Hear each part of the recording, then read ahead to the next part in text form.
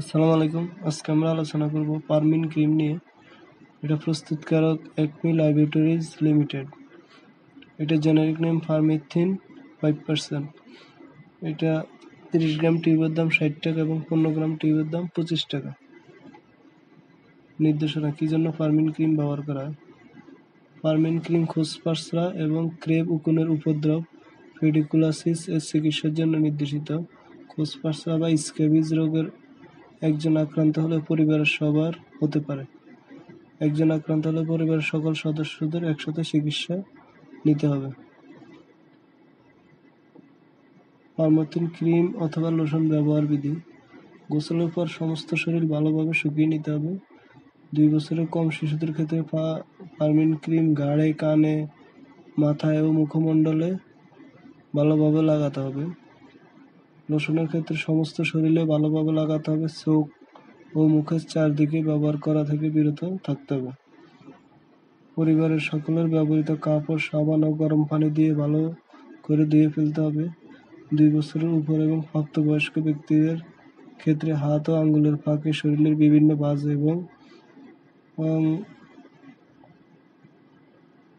এবং বহিরাংশে পারমিথিন ক্রিম ত্বকে মিশে না যাওয়া পর্যন্ত লাগাতে হবে। লোশনের ক্ষেত্রে স্বাভাবিকভাবে গলার নিচে থেকে পায়ের পাতা পর্যন্ত সমস্ত শরীরে ভালোভাবে লাগাতে হবে। ব্যবহারের 8 থেকে 24 ঘন্টা পর সাবান বা গরম পানিতে ভালো করে গোসল করে ফেলতে হবে। 8 ঘন্টার মধ্যে পানিতে ধুয়ে গেলে পুনরায় আবার লাগাতে হবে। প্রয়োজনে 7 দিন পর ডাক্তারের পরামর্শ অনুযায়ী একই নিয়মে ব্যবহার করতে হবে। ফার্মাকোলজি: এই ক্রিমে আছে পারমিথিন, একটি পাইরিথ্রয়েড যা সার্কোপিস্ট স্ক্যাবি পরজীবী দ্বারা আক্রমণে স্ক্যাবিজ রোগের চিকিৎসায় বাহ্যিক ব্যবহারযোগ্য একটি স্ক্যাবিসাইডাল ওষুধ।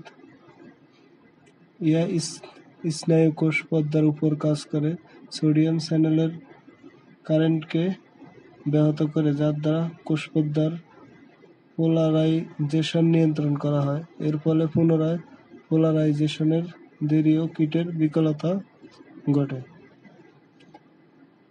ওষুধের মাত্রা: নির্দেশিত চিকিৎসার সময়সীমা: প্রাপ্তবয়স্ক এবং 12 বছরের ঊর্ধ্বে শিশুদের জন্য একটি টিউব, 6 থেকে 12 বছর শিশুদের জন্য একটি টিউবের অর্ধেক, 1 থেকে 5 বছরের শিশুদের জন্য একটি টিউবের 4 ভাগের 1 ভাগ, 6 মাস থেকে 1 বছরের শিশুদের জন্য এক টিউবের 8 ভাগের 1 ভাগ। 2 মাসের কম বয়সী শিশুদের জন্য এটি ব্যবহার উপযোগী নয়। সেবন বিধি: পারমিথিন ক্রিম ব্যবহারের পূর্বে ভালো করে গোসল করে শরীর ভালোভাবে শুকিয়ে নিতে হবে। সেই সাথে পরিবারের সবাই ব্যবহৃত কাপড় চোপড় সাবান ও গরম পানি দিয়ে ভালো করে ধুয়ে নিতে হবে। 2 বছরের ঊর্ধ্বে এবং প্রাপ্তবয়স্কদের ক্ষেত্রে গাঁট থেকে সমস্ত এবং ক্রিম ত্বক মিশে না যাওয়া পর্যন্ত হালকাভাবে ঘষতে হবে। শরীরের বিশেষত হাত ও পায়ের আঙ্গুলের ফাঁকে, শরীরের বিভিন্ন ভাঁজে এবং বহিরাংশে পারমিথিন ক্রিম ভালোভাবে লাগাতে হবে। 2 বছরের কম বয়সী শিশুদের ক্ষেত্রে পারমিথিন ঘাড়ে, কানে, মাথায়, মুখমণ্ডল ভালোভাবে লাগাতে হবে।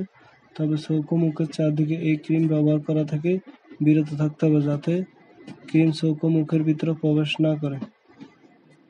পারমিথিন ক্রিম ব্যবহারের 8 থেকে 24 ঘন্টা পর সাবান ও গরম পানিতে ভালো করে গোসল করতে হবে। 8 ঘন্টার মধ্যে হাত ধোয়া হয় তাহলে আবার ক্রিম লাগাতে হবে। প্রয়োজনে ডাক্তারের পরামর্শ অনুযায়ী 7 দিন পর আবার একই নিয়মে পারমিন ক্রিমটি ব্যবহার করতে হবে। ওষুধের মিথস্ক্রিয়া: পারমিন ক্রিম প্রয়োগকালীন সময়ে কর্টিকোস্টেরয়েড দ্বারা যে কোনো একজিমা জাতীয় রোগের চিকিৎসা বন্ধ রাখতে হবে, কারণ এতে জীবাণুর বিরুদ্ধে প্রতিরোধমূলক ক্রিয়াকলাপ লোপ পাওয়ার ফলে চুলকানির প্রকোপ বেড়ে যেতে পারে। প্রতি নির্দেশনা: যে সকল রোগী এই ক্রিমের যে কোনো উপাদান, পাইরিথ্রয়েড বা পারমিথিনের প্রতি অতি সংবেদনশীল, তাদের ক্ষেত্রে ইহা প্রতি নির্দেশিত। যে সমস্ত স্বাস্থ্যকর্মী নিয়মিত পারমিন ক্রিম অথবা পারমিথিন ক্রিম ব্যবহারে সহায়তা করে, তাদের হাতের গ্লাভস পরিধান করা উচিত। পার্শ্ব প্রতিক্রিয়া: পারমিন ক্রিম প্রয়োগের পর কিছু স্ক্যাবিজ রোগীদের ক্ষেত্রে ত্বকে সাধারণত বার্নিং, স্টেঞ্জিং অথবা স্টিলিং এর মতো ডিসকমফোর্ট পরিলক্ষিত হয়। পারমিন ক্রিম প্রয়োগের পর ইরিটেশনের অস্থায়ী লক্ষণগুলো যেমন ইরেথ্রেমা, ইডিমা, একজিমা র্যাশ ও প্যারিটাস দেখা দিতে পারে।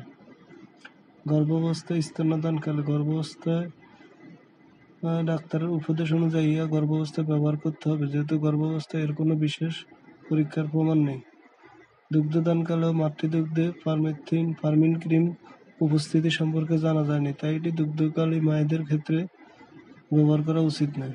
সতর্কতা: স্ক্যাবিজ রোগে আক্রান্ত হলে অনেক সময় প্যারিটাস, ইডিমা ও ইরেথ্রেমা দেখা দিতে পারে। পারমিথ্রিন চিকিৎসা এগুলোকে অস্থায়ীভাবে বাড়িয়ে দিতে পারে। প্রয়োগের সময় রোগীদের এই ক্রিম চোখের সংস্পর্শে আনা পরিহার করতে হবে এবং ক্রিম যদি চোখের ভিতর যায় তাহলে সাথে সাথে পানি দিয়ে ধুয়ে ফেলতে হবে।